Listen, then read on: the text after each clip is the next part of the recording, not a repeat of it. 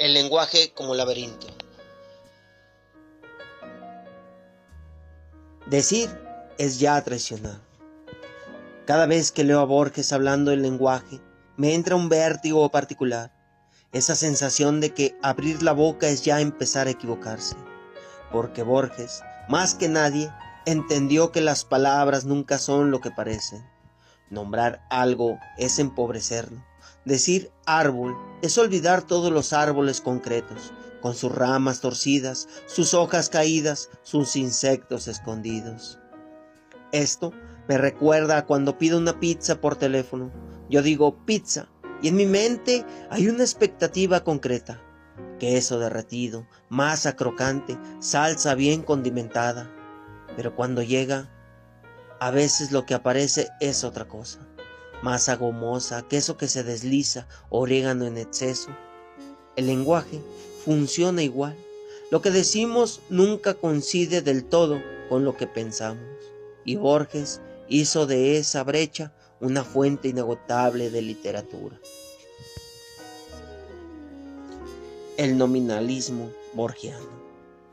Uno de los conceptos clave en Borges es el nominalismo, la idea de que los universales no existen más allá de los nombres. No hay caballo como esencia, solo hay caballos concretos, y la palabra caballo es un truco práctico.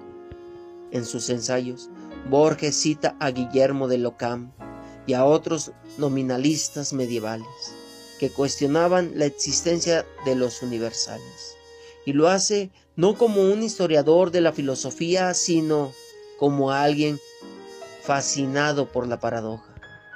Para Borges, el nominalismo tiene consecuencias literarias. Cada palabra es un atajo, pero también una traición. Cuando en Tlön, Uqbar, Orbit Tertius describe un mundo donde el idioma carece de sustantivos, está jugando con esa idea. Imaginen hablar solo en verbos y adjetivos, sin nombres. Sería como vivir en un mundo sin objetos, solo con acciones flotantes. Borges fue traductor desde joven. Pasó el español a autores como Virginia Woolf, William Faulkner, Franz Kafka, y siempre insistía en que la traducción no es un problema secundario, sino el corazón de la literatura. En un ensayo brillante, afirma que no hay un texto definitivo, porque traducir es crear variaciones. Para él, Homero no es un libro fijo, sino la suma de todas sus traducciones. Me encanta esa idea. Cada lector, en cierto modo, traduce lo que lee. Una vez intenté explicarle esto a un amigo que se enojaba porque su banda favorita había sido mal traducida. Borges diría que esa traducción también es válida, que incluso puede ser mejor que el original. Se quejó y luego quedó pensando y me respondió: entonces, no me enojo, pero sigo sin escuchar la versión en español.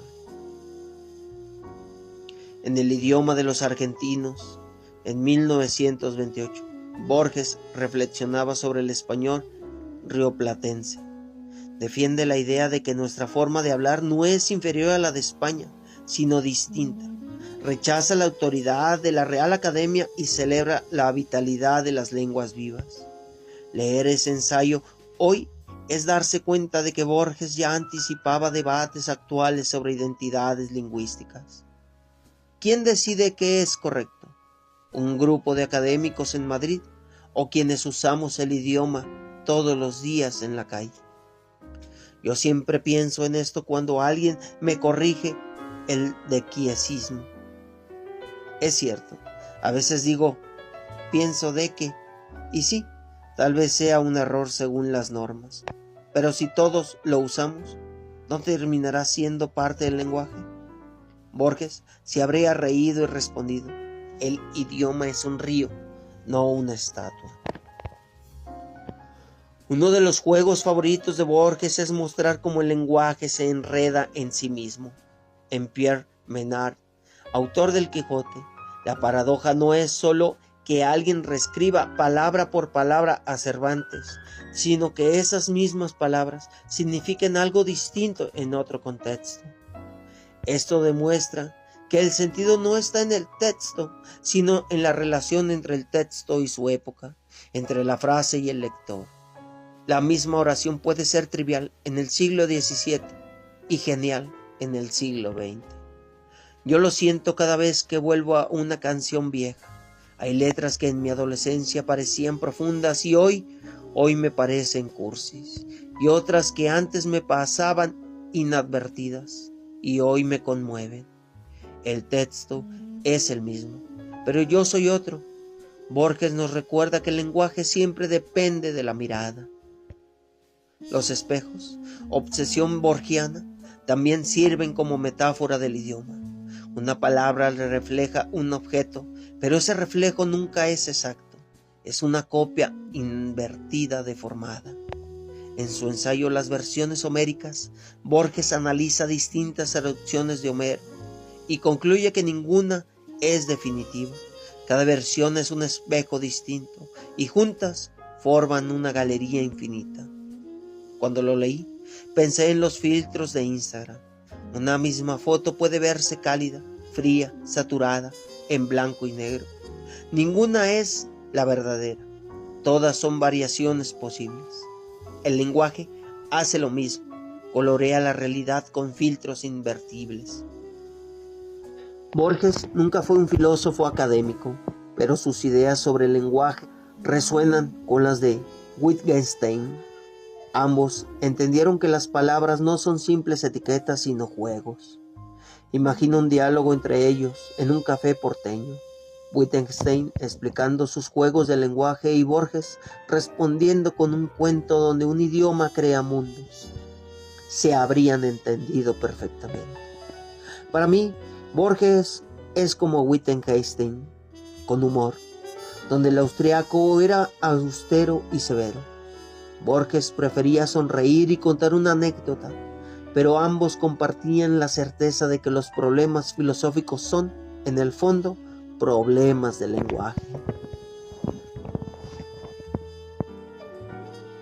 Para explicar a Borges sobre el lenguaje siempre uso ejemplos simples. Nominalismo. Cuando digo grupo de WhatsApp de la familia, en realidad no existe una familia abstracta. Existen personas concretas que mandan stickers y memes.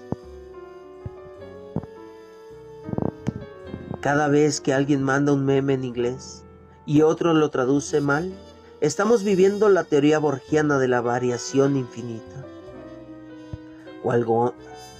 Cuando alguien dice, lo dije sin palabras, está confirmando que las palabras no bastan.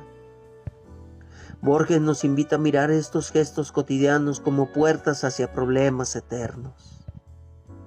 En otras inquisiciones, en 1952, Borges alcanza una cima ensayística.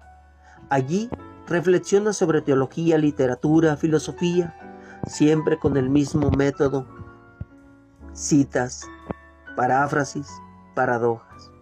Uno de mis ensayos favoritos es La muralla y los libros, donde comenta la obsesión del emperador chino Shi Huangdi: construir la muralla y quemar los libros. Borges lee ese gesto como la metáfora de dos pulsiones humanas: edificar y destruir. Esa capacidad de extraer simbolismos de la historia es lo que convierte sus ensayos en literatura pura. En el idioma analítico de John Wilkins, Borges analiza un catálogo chino de animales donde aparecen categorías absurdas como animales incluidos en esta clasificación o animales que parecen moscas a lo lejos. Ese texto inspiró a Michel Foucault en Las palabras y las cosas. Un ejemplo claro de cómo Borges, desde la literatura, alimentó la filosofía. En este bloque he querido mostrar el Borges pensador del lenguaje, el que desconfía de las palabras, pero no puede dejar de usarlas, el que celebra la traducción como variación infinita, el que entiende que el sentido nunca es fijo, sino móvil. Para Borges, el idioma no es solo un medio de expresión, es un laberinto donde nos perdemos y nos encontramos. Su nominalismo nos recuerda que las palabras no atrapan la esencia, sino que apenas la rozan. Sus ensayos nos enseñan que cada traducción, cada lectura, cada interpretación es un espejo distinto y que la suma de todos esos espejos nunca agota el reflejo. Quizá por eso seguimos leyéndolo, porque al leer a Borges sentimos que las palabras, esas herramientas que usamos todos los días sin pensarlo, son en realidad puertas a lo infinito.